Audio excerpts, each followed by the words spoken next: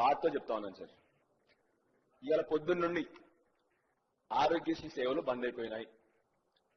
మంత్రి గారికి తెలుసు ఆ విషయం.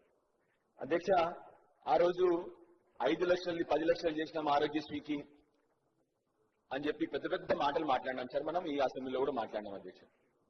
కానీ అధ్యక్ష, 5 లక్షలది ₹1 చేసినామా, 5 లక్షలది 20 కోట్లు చేసినామా అనేది కాదు అధ్యక్ష. కనీస బిల్లు ఇవ్వట్లేదు. ఆరోగ్య శాఖ మంత్రి గారేమో నేను ఎప్పుడు పోయినాను ఏ విషయంలో కూడా పాపం సంపూర్ణంగా నాకు మద్దతు ఇస్తా ఉంటారు. డాక్టర్ సంజయ్ గారు చెప్పిన సమస్య వెంటనే తీర్చాలని చెప్తారు.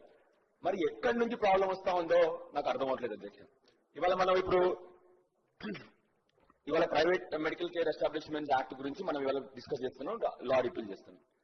ఇష్యూ ఏంటంటే అన్ని ప్రైవేట్ మెడికల్ హాస్పిటల్స్ ఇవాళ అసలు ట్రీట్మెంట్ ఇవ్వడం బంద్ చేసిన తర్వాత what are we talking about? మనం ఏం మాట్లాడుతున్నాం ఇంకా ఇప్పుడు మనం ఇక్కడ కూర్చొని?